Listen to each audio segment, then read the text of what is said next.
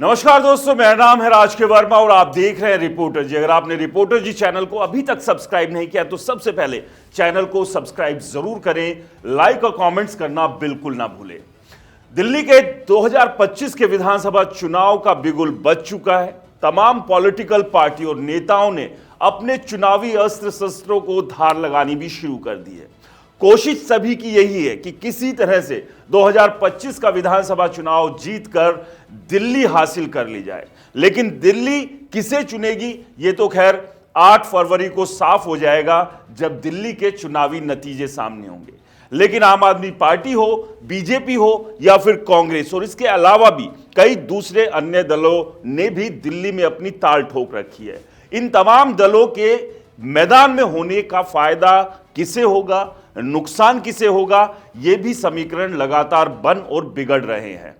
कांग्रेस अगर दिल्ली के विधानसभा चुनाव में अपने वोटिंग प्रतिशत को बढ़ा लेती है, यानी कि अपनी परफॉर्मेंस को बेहतर कर लेती है पिछले जो चुनाव गए हैं उनके मुकाबले, तो आप समझिए कि इसका सीधे सीधा फायदा बीजेपी को होगा और आम आदमी पार्टी उतना ही ज्यादा नुकसान झेलेगी। और इस बात को आम आदमी पार्टी अच्छे से समझ रही है और यही वजह है कि लगातार अरविंद केजरीवाल से लेकर उनके तमाम नेता अलग अलग मंच से कांग्रेस पर हमलावर है और सीधे सीधे राहुल गांधी हो या कांग्रेस पार्टी के दूसरे नेता उन पर सवाल खड़े कर रहे हैं कि इन लोगों की बीजेपी के साथ जुगलबंदी हो गई है। यानी कि अब ये बिल्कुल बीजेपी वाली भाषा का इस्तेमाल कर रहे हैं उनके खिलाफ। आपको याद ही होगा लोकसभा चुनाव में बीजेपी के खिलाफ आम आदमी पार्टी और कांग्रेस ने मिलकर चुनाव लड़ा था और उस वक्त राहुल गांधी अरविंद केजरीवाल से कंधा मिलाकर बीजेपी के ऊपर हमलावर थे और तब ना ही तो अरविंद केजरीवाल को राहुल गांधी में कोई खामी नजर आ रही थी और ना ही राहुल गांधी को अरविंद केजरीवाल में। लेकिन देखिए दोस्तों, कुछ ही समय में पूरी तस्वीर बदल गई। अब इस तस्वीर में जो लोग पहले साथ में थे वो अब जुदा हो चुके हैं और अब एक दूसरे के अंदर ही खामियां उन्हें नजर आ रही है और एक दूसरे के खिलाफ लगातार दिल्ली में बयानबाजी कर रहे हैं। इस सब के बीच बीजेपी को भी इस बार खासी उम्मीद है कि पहली बार जब उन्होंने दिल्ली की सत्ता हासिल की थी और उसके बाद से लगातार 6 चुनाव में बीजेपी हारती आई है, अब इस बार वो दिल्ली की सत्ता हासिल कर सकती है। क्योंकि जिस तरह के समीकरण फिलहाल दिल्ली के विधानसभा चुनाव की शतरंज की बिसात पर बिछे हुए हैं वो बीजेपी को फेवर करते हुए नजर आ रहे हैं। अगर बीजेपी अपनी रणनीति के साथ सही दिशा में इस चुनाव को लड़ती है और आरएसएस का पूरा साथ जिस तरह से हरियाणा और महाराष्ट्र में मिला वो मिलता है तो इस बार के चुनाव में बीजेपी बड़ा उलटफेर कर सकती है। लेकिन इस सब के बीच हर कोई यह जानना चाहता है कि जब 8 फरवरी को चुनावी नतीजे आएंगे तो जीत किसकी होगी और सभी की निगाह उसी नंबर के ऊपर है, उस पार्टी के नाम के ऊपर है। लेकिन इस सब के बीच फलोदी बाजार जानते ही होंगे आप, राजस्थान का एक ऐसा कस्बा जहां से जब भी कोई भविष्यवाणी, कोई सर्वे आया है वो लगभग सही साबित हुआ है। और दिल्ली के विधानसभा चुनाव को लेकर भी फलोदी बाजार का एक चौंकाने वाला सर्वे सामने आया। फिलहाल आपको बता दें कि ये अभी के हालात के अभी के समीकरण के अनुसार है, क्योंकि जैसे जैसे चुनाव आगे बढ़ेगा सारे समीकरण भी उसी तेजी के साथ बदलते दिखेंगे। लेकिन आज अभी अगर चुनाव होता है, यानी कि अभी वोट डलते हैं और उसके बाद नतीजे आते हैं, तो क्या स्थिति फलोदी बाजार बता रहा है वो आपको इस वीडियो में दिखाएंगे। तो इस वीडियो को अंत तक जरूर देखें, क्योंकि फलोदी बाजार किसे दिल्ली का किंग बनाने जा रहा है यह खुलासा इस वीडियो में होगा। और आज हम आपको बताएंगे कि दिल्ली का किंग फलोदी बाजार के हिसाब से आम आदमी पार्टी, बीजेपी या कांग्रेस कौन बनेगा, कौन 2025 के विधानसभा चुनाव को जीतने में कामयाब होगा। तो सबसे पहले बात करते हैं कांग्रेस की, उस कांग्रेस की जिसने लगातार 3 बार दिल्ली की सत्ता पर राज किया।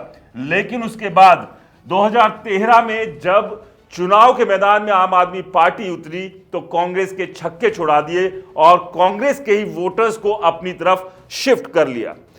खैर उस दौरान कांग्रेस के साथ ही आम आदमी पार्टी ने मिलकर गठबंधन में 2 साल सरकार चलाई और उसके बाद 2015 और 2020 में तो कांग्रेस को 0 पर समेट दिया।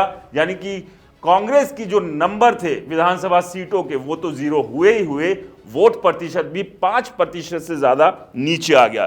तो सबसे पहले अगर कांग्रेस की बात करें तो कांग्रेस के हिस्से में करीब 3 सीट फलोदी सट्टा बाजार के हिसाब से आती हुई नजर आ रही है फिलहाल के सिनेरियो में, फिलहाल के हालात में। यानी कि इस बार कांग्रेस का खाता फलोदी सट्टा बाजार भी खोलता हुआ नजर आ रहा है और इसका फायदा जाहिर सी बात है कि यहां से वोट प्रतिशत भी बढ़ेगा तो इसका पूरा फायदा बीजेपी को मिलने वाला है।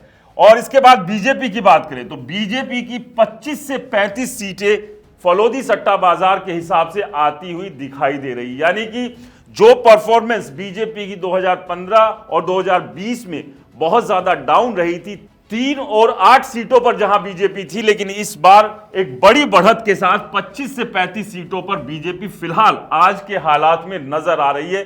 खैर एक सीट अगर यहां पर देखें 35 की बात करें, यहां एक सीट पीछे अभी भी बहुमत से बीजेपी नजर आ रही है। लेकिन अगर यहां से बीजेपी ने अपने गेयर को चेंज किया, 5वें घेर पर बीजेपी ने सीधे अपने चुनावी प्रचार को पहुंचा दिया, तो आप समझिए कि बहुत बड़ी बात नहीं होगी कि बीजेपी यहां से बहुमत का आंकड़ा भी आसानी से हासिल कर ले और आम आदमी पार्टी से दिल्ली की सत्ता को छीन ले। लेकिन वहीं आम आदमी पार्टी की कोशिश यही है कि किसी भी हाल में कुछ भी हो जाए, दिल्ली की सत्ता हाथ से नहीं जानी चाहिए, क्योंकि अगर दिल्ली की सत्ता आम आदमी पार्टी के हाथ से गई तो अरविंद केजरीवाल का प्रधानमंत्री बनने का सपना तो टूटेगा ही, इसके अलावा जो राष्ट्रीय स्तर पर आम आदमी पार्टी का दबदबा है उसे भी बहुत बड़ा डेंट लगेगा। क्योंकि अभी आम आदमी पार्टी दिल्ली और पंजाब में सत्ता में है, लेकिन अब चूंकि दिल्ली में चुनाव है, ऐसे में सत्ता से बाहर आम आदमी पार्टी हो सकती है और इस बात का डर, इस बात की चिंता आम आदमी पार्टी के तमाम नेताओं को है। लेकिन फलोदी बाजार से एक अच्छी खबर यह है कि आज के हालात में 37 से 39 सीटें लेती हुई नजर आम आदमी पार्टी आ रही है। यानी कि आज अगर चुनाव होते हैं तो आम आदमी पार्टी की सरकार एक बार फिर से पूर्ण बहुमत से बन सकती है। लेकिन सबसे बड़ी बात यह कि यहां पर गिरावट जो है बहुत बड़ी देखने को मिल रही है।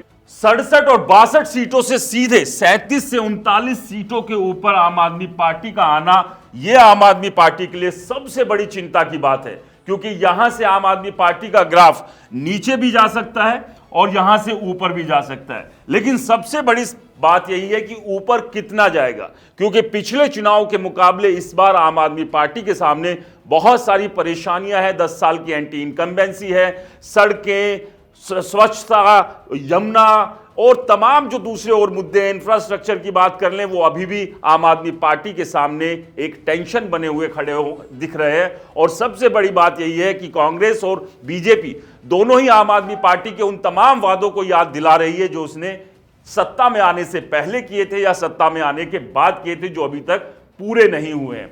और इस सब के बीच शराब घोटाला, शीश महल कांड, स्वाति मालीवाल और भी तमाम ऐसे मुद्दे हैं जो लगातार आम आदमी पार्टी के लिए 2025 के विधानसभा चुनाव में संकट बने हुए हैं। लेकिन यहां पर फलोदी सट्टा बाजार के हिसाब से आम आदमी पार्टी फिलहाल के हालात में सत्ता में जरूर आ रही है, लेकिन बेहद गिरावट के साथ। आपको क्या लगता है इस बार दिल्ली का किंग कौन बनेगा, आम आदमी पार्टी, बीजेपी या कांग्रेस? हमें कमेंट्स कर जरूर बताएं। रिपोर्टर जी चैनल को सब्सक्राइब नहीं किया तो दोस्तों चैनल को सब्सक्राइब करना ना भूलें। नमस्कार।